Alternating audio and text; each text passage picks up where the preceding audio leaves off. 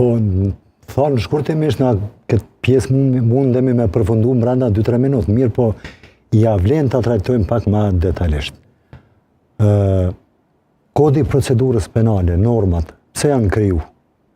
Qëllimin e kanë krijimin e rregullave, të cilat e detyrojnë prokurorin, gjykatën dhe pjesëmarrësit tjerë të veprojnë në harmoni me të njëjtat.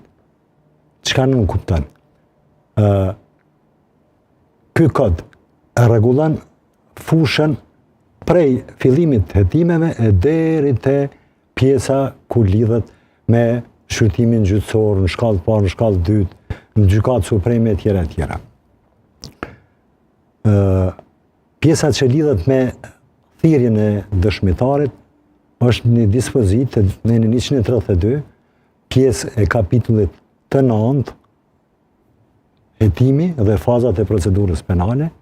Ajo e përcakton në mënyrë taksative si dhe në çfarë mënyre duhet veprohet me dëshmitarin. Mirë po paraqitet pyetja, kjo normë është komplete, a ka zvrasësi në të njëjtën? E vërtet është që ka. Sikur se cilën normë. E vërtet është që ka. Është ajo zvrasësia që më pastaj ja palëve mundësi të interpretimet. Këta ke thonë jashtëzakonisht mirë. Ta zanë një rast penal, një çështje penale, rastin Kleçka, ka qenë një gjyqtar amerikan, anglez, edhe në një moment është çështje e përfunduar, prandaj edhe pe trajtoj vetëm në aspektin procedural. Në një moment mbrojtja i propozon disa dëshmitar. Edhe prokurori i merr në pyetje në fazën e gjykimit. Mbrojtja në atë kohë e kundërshtoi mënyrën e veprimit të tillë. Gjyqtari në seancë na tha, shkurtimisht. Apo mos e këshyni një normë me shtjellu në aspektin e ngushtë të interpretimit. Po ju do të interpretoni në aspektin e përgjithshëm atë normë.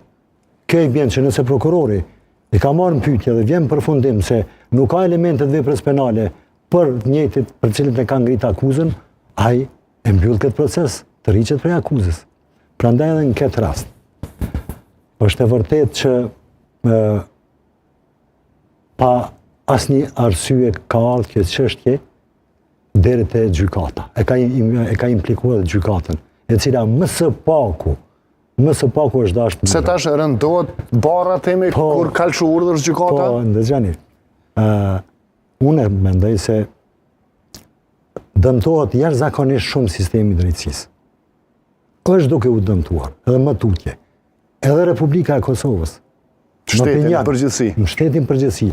Po në fundit po dëmtohet edhe pozita e kryeministrit.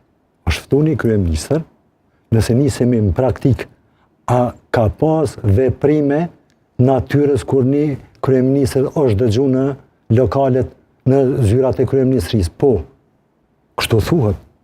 Po veç thuhet, por që mohohet më pastaj. Kështu thuhet, unë nuk e di, por nëse ajo është e vërtetë, është një praktikë gjyqësore e cila çon pesh, nëse dikush ka dhënë deklarat në zyrat e kryeministrisë, pse atëherë kryeministri tani shumë nuk mund me? Ose nëse na, avokatët në shqyrtime gjyqësore, po edhe në fazën e hetimeve, ke marrë pjesë në veprime hetimore caktuara në shtëpi, kem dëgju një dëshmitar të zanë, ose e kem dëgju në cilësinë e dëshmitarit një të burgosurit që i ka qenë në vujtje dënimit, ose nëse kem dalë në vendin e ngjarjes edhe kem dëgju dëshmitar të caktuar, ose tash frikë e patë më në procedurën civile, e dëgjum një dëshmitar në Shtetet Bashkuara të Amerikës përmes videolinkut. Çka nuk kupton? Kjo nuk kupton se një dëshmitar mund të dëgjohet, nëse ka arsye kuptohet, mund të dëgjohet edhe përmes videolinkut, edhe në procedurën hetimore. Edhe nga prokuroria, jo vetëm seancë gjyqësore. Edhe nga prokuroria. Prandaj nuk ka arsye me kompliku këtë situatë, tani më që gjendim në situatë më me thonë shumë të pavolitshme, sepse unë nuk e kam pa urdhën cilën e ka lëshu gjyqtari sa e lexova në media, Kurtaj, Valan Kurtaj.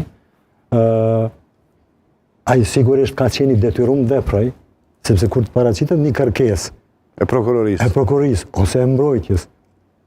Gjykata ka detyrim vepraj gjyqtari procedurës paraprake. Ta zam, nëse une e bëj një propozim caktuar për më dëgju një dëshmitar në fazën e timit në prokurori, prokuroria nuk e akcepton, që kur të rasti sopa, bëj ankesë te gjyqtari procedurës paraprake, do të ma vendosë ankesën. Patjetër do të ma vendosë ankesën.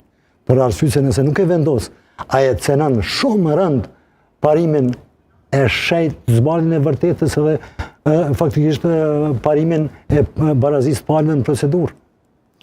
Prandaj, në rastin konkret, nëse kryeministri ka dhënë arsye për mos